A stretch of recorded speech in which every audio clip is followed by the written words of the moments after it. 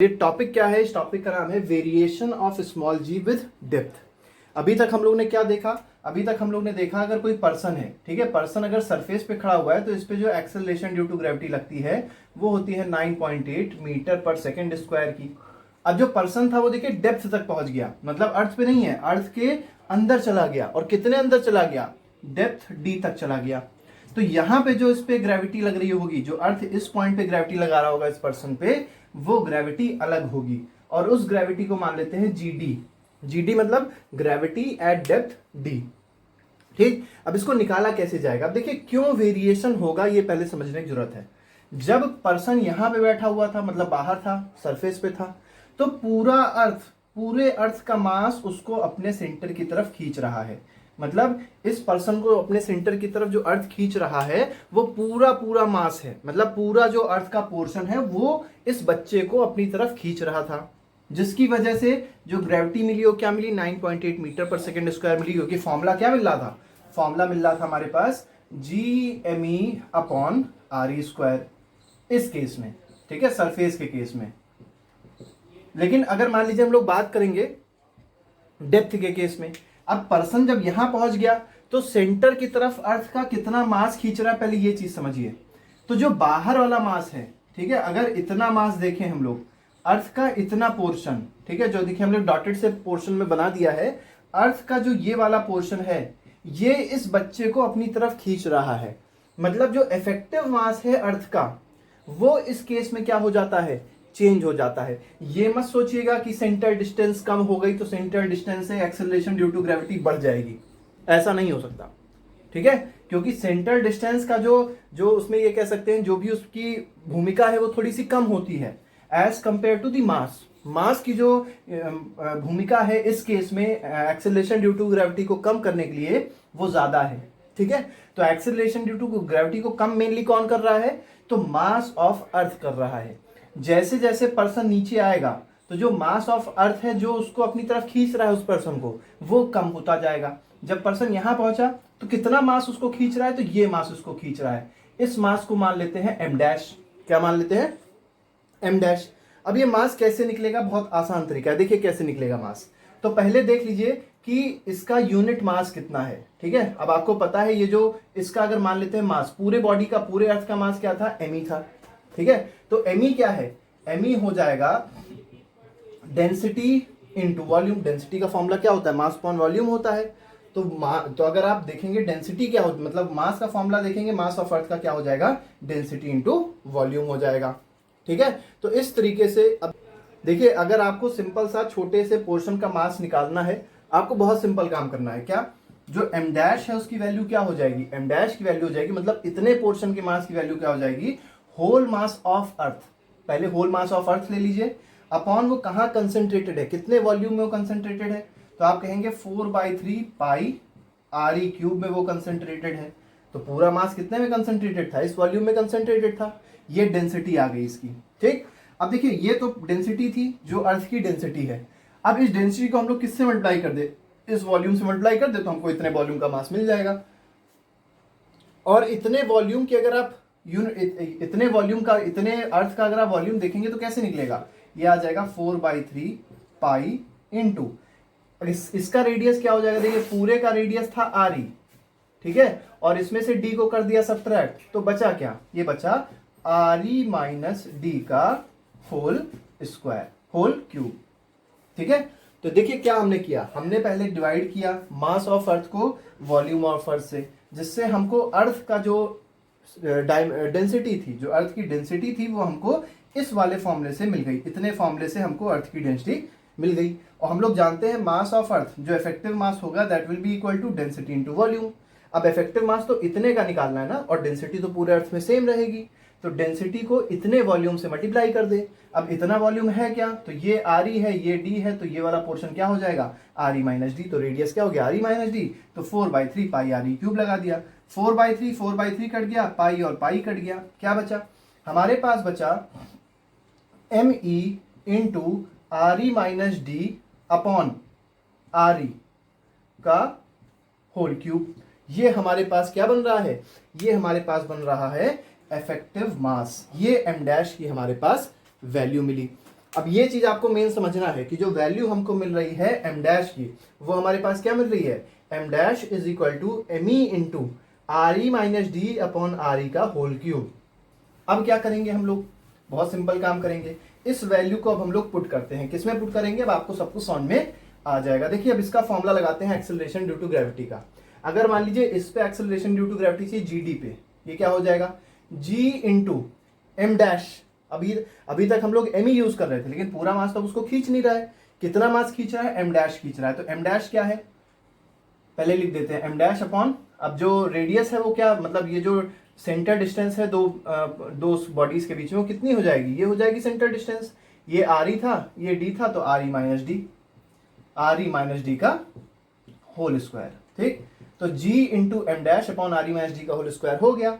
अब M dash की value देखिए क्या हो जाएगी, ये हो जाएगा g इंटू, ये हो जाएगा एम ई, ठीक है, आपको कुछ नहीं, एम डैश की वैल्यू यहाँ पुट कर देनी है, एम ई into R E minus d का होल क्यूब, या ऐसे बोल सकते थे आर ई माइनस डी का whole cube upon R E cube भी रहेगा। देखिए आर ई माइनस डी का whole cube upon R E cube, और यहां पे भी आप देख सकते हैं क्या है, आर ई माइनस डी का होल स्क्वायर है। ये तो हमने देखिए ये तो वैल्यू पुट करी है किसकी, इसकी वैल्यू पुट करी एम डैश की, उसके बाद जी लगाया, उसके बाद आर ई माइनस डी का होल स्क्वायर लगाया। अब यहां से आर ई माइनस डी का होल स्क्वायर और यहां का आर ई minus d whole square cut गया, तो एक आर ई माइनस डी बचा रह गया। तो फॉर्मूला हमारे पास क्या बच रहा है, इस चीज को समझिएगा, जीडी का जो हमारे पास फॉर्मूला बच रहा है वो क्या आया, g d will be equal to, g d का जो नया फॉर्मूला आ रहा है वो क्या आ रहा है, जी इंटू एम ई अपॉन आर ई क्यूब, लेकिन उसके साथ साथ एक ये भी आ रहा है ब्रैकेट में आर ई माइनस डी। तो ये जो हमारे पास फॉर्मूला है, ये किसका फॉर्मूला है, acceleration due to gravity at depth d का फॉर्मूला आया।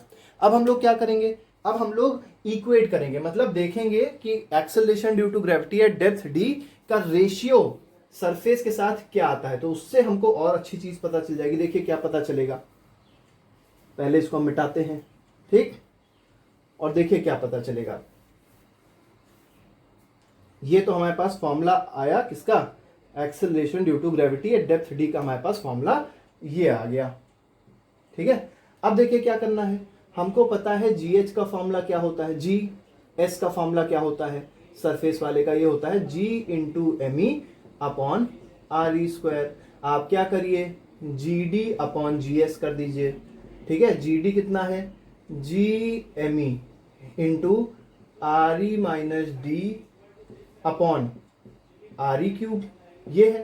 ठीक, अब इसको डिवाइड आप किससे करेंगे, इसको डिवाइड आप करेंगे किससे, ये जो ऊपर वाला फॉर्मूला है G M E upon R E square, इससे डिवाइड कर देंगे, divide by g M E upon R E square. Divide को मल्टीप्लाई में चेंज करेंगे तो क्या आ जाएगा, g M e r E minus d whole upon R E cube multiplied by r E square upon g M e. ये g M E cut गया। ठीक है, ये आर ई स्क्वायर है और यहाँ पे 3 लिखा हुआ है, तो उसके 2 वैल्यूज कट जाएंगी। ठीक, क्या मिला आपके पास में, आपके पास मिला कि g d is equal to, अब इसको जी एस को ऊपर भेज दीजिए, जी एस, ठीक है, और यहाँ पे क्या आ जाएगा, आर ई माइनस डी। ठीक, अपॉन क्या मिल रहा है, एक और आर ई मिल रहा है, R E minus D upon are E मिल गया। अब क्या करिए आप, आर ई से डिवाइड कर दीजिए, तो क्या मिल जाएगा, इसको और सॉल्व करेंगे तो ये आ जाएगा 1 minus D upon R E. ये हमारे पास फॉर्मूला मिलता है किसका, ग्रेविटी एट डेप्थ डी का। तो ग्रेविटी एट डेप्थ डी का जो फॉर्मूला मिल रहा है वो हमारे पास क्या मिल रहा है, वो मिल रहा है gravity at depth d is equal to gravity at surface 1 minus D upon are e. जहां पे डी क्या है, जहां पे डी है डेप्थ, जिस डेप्थ तक पर्सन गया था। अब मान लीजिए जो पर्सन है वो सेंटर तक चला गया, कहां तक चला गया पर्सन, पर्सन मान लीजिए अर्थ के सेंटर तक चला गया, तब क्या हो जाएगा, उसमें भी एक कंडीशन आ जाएगी। देखिए इसी फॉर्मूले से चीजें निकल जाएंगी। अब कैसे निकलेगी अब समझिएगा। ठीक है, मान लीजिए पर्सन जो था, अभी तक पर्सन सरफेस पे था, लेकिन अब पर्सन कहां पहुंच गया, बिल्कुल सेंटर पे पहुंच गया। जब पर्सन सेंटर पे पहुंचा तो जो डेप्थ है, ये जो जिस डेप्थ तक वो अंदर जा रहा है वो किसके बराबर हो जाएगी, आर ई के बराबर हो जाएगी। डेप्थ जब आर ई के बराबर हो गई तो आप यहाँ पे डी की जगह आर ई रख दीजिए, तो ग्रेविटी जो होगी इस डेप्थ जी डी पे, मतलब इस डेप्थ डी पे जो उसकी ग्रेविटी होगी वो क्या हो जाएगी, तो gravity at depth d will be equal to gravity at surface 1 minus d की जगह क्या रख दें, कितनी डेप्थ तक नीचे आ रहा है, आर ई डेप्थ तक नीचे आ रहा है, अपॉन क्या हो जाएगा, आर ई हो जाएगा, आर ई कट के क्या हो जाएगा, 1 हो जाएगा, 1 माइनस 1 क्या हो जाएगा, 0 हो जाएगा, 0 इंटू जी एस क्या हो जाएगा, 0 हो जाएगा। तो gravity at depth d will be equal to what, 0। ठीक है, तो डेप्थ पे ग्रेविटी आएगी वो क्या आ जाएगी, 0 आ जाएगी। इंपॉर्टेंट बात पता चल रही है यहाँ पे, हमको क्या बात पता चल रही है कि जैसे जैसे हम लोग सरफेस से नीचे की ओर जाएं या सरफेस से ऊपर की तरफ जाएं, दोनों केसेस में जो एक्सेलरेशन ड्यू टू ग्रेविटी होती है वो क्या होती है, डिक्रीज होती है। तो आपको ये समझना है, एज वी मूव हायर, ठीक है, then also the acceleration due to gravity decreases, और when we go inwards or when we go inside the earth, ठीक है, then also the acceleration due to gravity decreases। ठीक है, acceleration due to gravity कभी increase नहीं हो सकती, हमेशा क्या होगी, डिक्रीज होगी इस केसेस में, इन दोनों केसेस में। ठीक है, तो इस तरीके से हम लोग की एक्सेलरेशन ड्यू टू ग्रेविटी होती है कंप्लीट। तो देखिए यहां पे क्या है, ये हमारे पास जो केस है ये है फ्री फॉल का। फ्री फॉल अगला टॉपिक है। फ्री फॉल का मतलब क्या होता है, देखिए फ्री है, इसका मतलब इस पे कोई भी एक्सटर्नल फोर्स नहीं लग रहा है एक्सेप्ट ग्रेविटेशनल फोर्स। मतलब अगर कोई भी बॉडी सिर्फ और सिर्फ एक्शन ऑफ ग्रेविटी की वजह से ही मूव करे तो ऐसे मोशन को क्या कहते हैं, फ्री फॉल कहते हैं। ठीक, motion of a body under the action of gravity alone is called free fall. तो इसको फ्री फॉल कहा जाएगा। फिर से बता देते हैं, motion of a body under the action of gravity alone is called free fall. ठीक, अब फ्री फॉल मतलब बॉडी ऊपर से गिर रही है नीचे। जब बॉडी ऊपर से नीचे गिरेगी तो बॉडी कुछ हाइट पे होगी। ठीक, बॉडी पे एक एक्सेलरेशन ड्यू टू ग्रेविटी भी लग रहा है, एक्ट कर रहा है, और वो किधर एक्ट करेगा, आपको पता है एक्सेलरेशन ड्यू टू ग्रेविटी किधर एक्ट करता है, तो नीचे की ओर एक्ट करेगा, तो ये उसकी डायरेक्शन हो जाएगी। अब मान लीजिए इस बॉडी की इनिशियल वेलोसिटी u है और फाइनल वेलोसिटी मान लेते हैं इसकी v है। फाइनल वेलोसिटी मतलब टच होने से जस्ट पहले की वेलोसिटी v है। किस एक्सेलरेशन से नीचे आ रही है, तो g एक्सेलरेशन से नीचे आ रही है। अब देखिए एक्सेलरेशन का डायरेक्शन और वेलोसिटी ऑफ मोशन का डायरेक्शन दोनों सेम है। मोशन भी नीचे हो रहा था और एक्सेलरेशन भी नीचे है, तो हम लोग जो एक्सेलरेशन रखते हैं, एक्सेलरेशन की जगह प्लस जी की वैल्यू रखेंगे। तो इक्वेशंस क्या बन जाएंगी, v is equal to u plus g t हो जाएगी इक्वेशन ऑफ मोशन पहली। सेकेंड क्या हो जाएगी, s यहाँ पे नहीं है, यहाँ पे h है। ठीक है, यहाँ पे हाइट है, h is equal to u t plus half g t square हो जाएगा। ठीक, थर्ड इक्वेशन क्या बन जाएगी, v square is equal to u square plus 2gh हो जाएगा। तो इस तरीके से हम लोग तीनों इक्वेशन को लगा सकते हैं। ठीक है, तो ये हमारा तरीका हो जाएगा तीनों इक्वेशन को यूज करने का। ठीक, अगली बात करते हैं हम लोग। अगली बात मान लीजिए क्वेश्चन में मान लीजिए कहा गया कि बॉडी ऊपर से नीचे नहीं आ रही है, बॉडी नीचे से ऊपर आ रही है। अच्छा, ये भी समझ लीजिएगा, जब भी बॉडी ऊपर से नीचे गिरती है तो हाईएस्ट पॉइंट पे हम लोग ये मान के चलते हैं कि इनिशियल वेलोसिटी क्या हो जाएगी, 0 हो जाएगी। ठीक है, या ये भी कह सकते हैं हाईएस्ट पॉइंट पे इनिशियल वेलोसिटी आप 0 ना लेना चाहें। ठीक है, वैसे हाईएस्ट पॉइंट पे भी 0 हो सकती है, लोएस्ट पॉइंट पे भी 0 हो सकती है, वो डिपेंड करता है कि क्वेश्चन कैसा है। ठीक है, अगर मान लीजिए ऐसे छोड़ रहे हैं, ठीक है, मान लीजिए नीचे से कोई बॉडी ऊपर फेंकी गई तो हाईएस्ट पॉइंट पे तो 0 होनी ही होनी है। ठीक, लेकिन इस केस में आप देखेंगे तो v भी 0 हो सकती है और इनिशियल वेलोसिटी हो सकता है क्वेश्चन में आपको दी हो, नहीं भी दी होगी तो कुछ ना कुछ ऐसा जरूर दिया होगा जिससे आपका क्वेश्चन सॉल्व हो जाएगा। अब मान लीजिए हमारे पास दूसरा केस है और उस केस में बॉडी जो है वो किधर फेंकी जा रही है, नीचे से ऊपर फेंकी जा रही है। जब बॉडी नीचे से ऊपर फेंकी जाएगी तब देखिए क्या केस बनेगा, तब इक्वेशंस ऑफ मोशन कैसे बनेंगी। ठीक है, ये देखिए बॉडी ऊपर फेंकी गई। ठीक, तो बॉडी किधर जा रही है, बॉडी जा रही है अपवर्ड डायरेक्शन में, body is moving in upward direction, body upward direction में जा रही है। और साथ ही साथ आप एक्सेलरेशन देखेंगे तो किधर लग रहा है, नीचे की ओर लग रहा है, मतलब ग्रेविटी किधर की ओर लग रही है, नीचे की ओर लग रही है। तो दोनों अपोजिट हो गए कि नहीं हो गए, तो जो यहाँ पे एक्सेलरेशन हम लोग पुट करते हैं वो माइनस जी का पुट करते हैं। बस इक्वेशन पूरी सेम थी, जहां पे आपको a मिल रहा था, जहां पे g मिल रहा था, वहां पे अब क्या आपको पुट करना है, माइनस जी पुट करना है। और हाईएस्ट पॉइंट पे जब ये बॉडी हाईएस्ट पॉइंट पहुंचती है तो आपको याद रखना है कि इसकी फाइनल वेलोसिटी क्या हो जाएगी, 0 हो जाएगी। हाईएस्ट पॉइंट पे जब ये बॉडी पहुंचेगी तो कुछ नैनो सेकेंड्स के लिए ये रुकती है। ठीक है, तो इसीलिए हम लोग फाइनल वेलोसिटी को क्या मान के चलते हैं, 0 मान के चलते हैं। इक्वेशन क्या बन जाएगी इस केस में, तो हो जाएगी v is equal to u minus GT, अभी तक प्लस GT था, इस केस में क्या लगेगी, माइनस GT लगेगी। दूसरी क्या हो जाएगी, H is equal to UT minus half GT square, अभी तक पिछले केस में क्या था, प्लस था, अब माइनस हो गया। तीसरा क्या हो जाएगा, V square is equal to U square minus 2GH। तो ये 3 इक्वेशन ऑफ मोशन इस केस में हमारे पास लगनी है when a body is thrown upwards. ठीक है, तो ये हमारे पास कहानी थी रिलेटेड टू ग्रेविटेशन। देखो बेटा, इसके बाद जो हमारे पास टॉपिक है वो है acceleration due to gravity on moon. आप लोग ने सुना जरूर होगा कि मून पे जो एक्सेलरेशन ड्यू टू ग्रेविटी होती है वो अर्थ के कंपैरिजन में क्या हो जाती है, 1/6 हो जाती है। ठीक, ये क्यों 1/6 होती है इसको समझिए थोड़ा सा।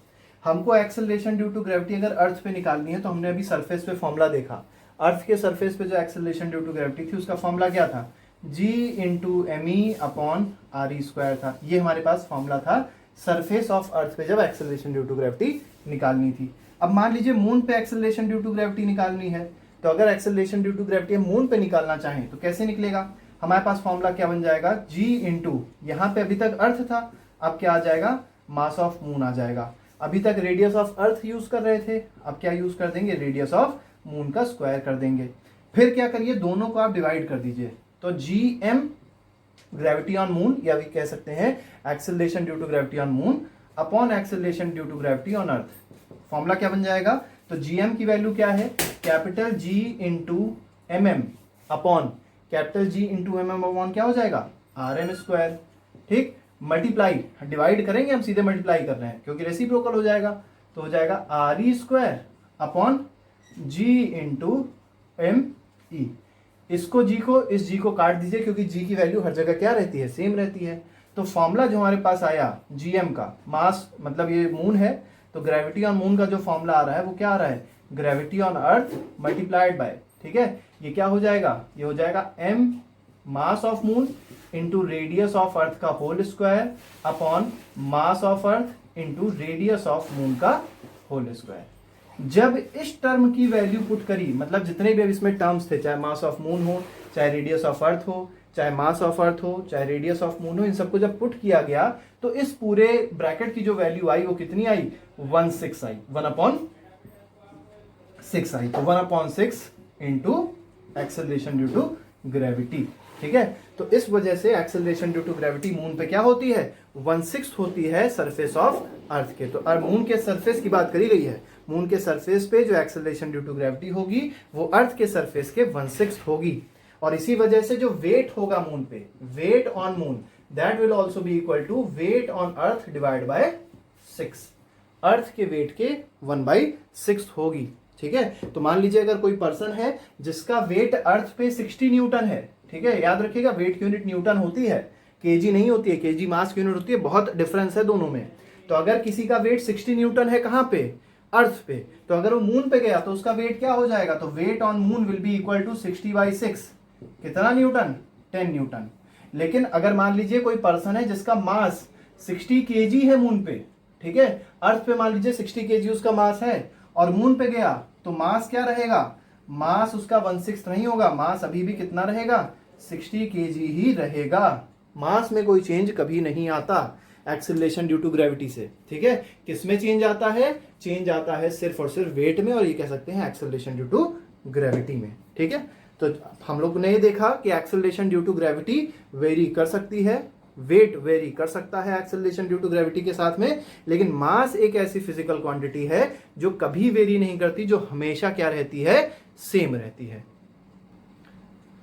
तो ये जो चैप्टर हमने पढ़ा ये था ग्रेविटेशन चैप्टर, और इतना ही पोर्शन है जो हमारे पास सीबीएसई के इस बार के करिकुलम में हमको इंक्लूड करके मिला है। ठीक है, तो आज के लिए फिलहाल इतना ही रखते हैं। अगले टर्न पे वर्क बाय एनर्जी के कुछ इंपॉर्टेंट क्वेश्चंस, कुछ इंपॉर्टेंट थ्योरीज लेके आया जाएगा और इसके भी न्यूमेरिकल्स हम लोग डिस्कस करेंगे। Till then, thank you very much, good bye, जय हिंद।